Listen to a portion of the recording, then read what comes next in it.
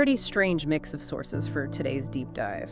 We're looking at a devotional guide called The Mustard Seed, a vivid field report from a missionary in the mid-20th century, and the ancient text of Matthew chapter 17. Yeah, I mean, it looks mismatched on the surface, but they're all circling the exact same difficult concept of mountain-moving faith. Right, and just to be clear, we aren't talking about the metaphorical, crush your goals kind of mountains here. Yeah, definitely not. The mission for this deep dive is to figure out what that phrase actually means when you're staring at a literal physical obstacle or a stressful financial one. Right, like is mustard seed faith just a poetic way of saying be confident, or is it a practical mechanism you can actually use? And to answer that, I think we really have to start with the missionary story. It's titled Faith to Move Mountains. It's basically the anchor for this whole discussion. It really is. So it's about a missionary who needed to build a church, but he had this tiny budget. So he eventually buys a plot of land because it was cheap, but it was cheap for a very specific reason. The useless hill. Exactly.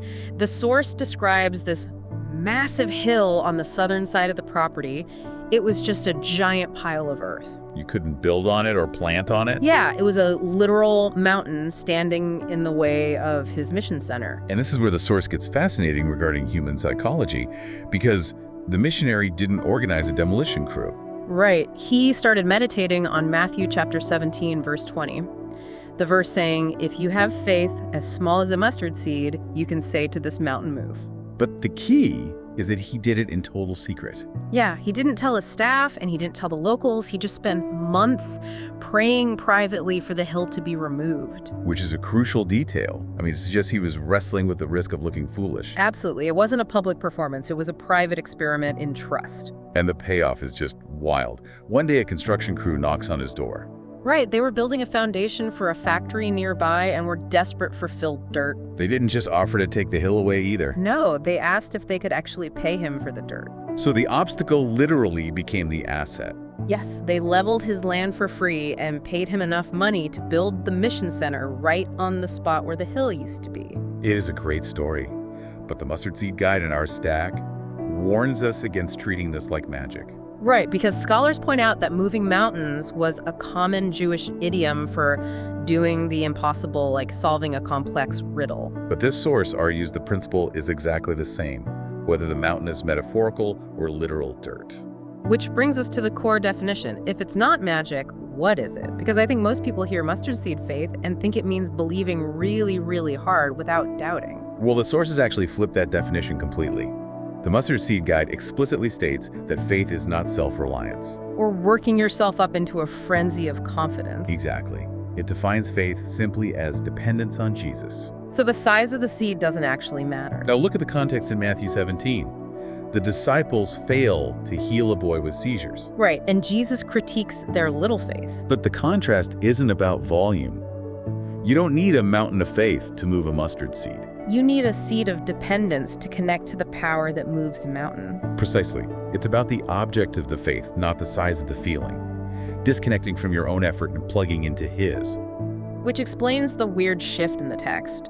We go immediately from this high-stakes exorcism and mountain-moving talk right to a tax bill. The temple tax in Capernaum. Yeah, it feels like such a downgrade in stakes. Peter gets asked if Jesus pays the two-drachma tax. And you really have to pay attention to the logic Jesus uses here. He asked Peter, do kings collect taxes from their own sons or from others? Peter says others. So Jesus concludes, and then the sons are free. Meaning, logically, he shouldn't have to pay. He claims exemption. Right. But then he says, however, not to give offense, go catch a fish. And not with a net, but a hook.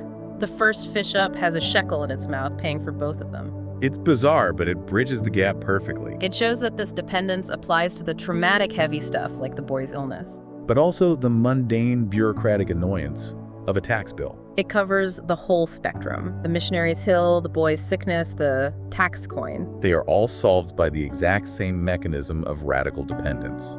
And notice in the tax story, Jesus didn't just make the coins appear in his pocket. No.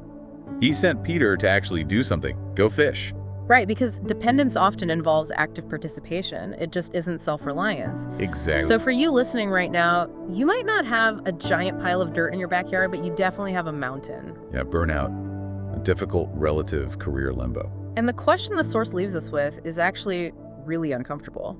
If you're praying and that mountain hasn't moved yet, what might be shaping inside you while you wait? It reframes the waiting entirely. It's not necessarily wasted time, it's training time. Training independence. That's the takeaway. Don't try to manufacture big faith. Just take one small step of dependence today. Thanks for taking this deep dive with us.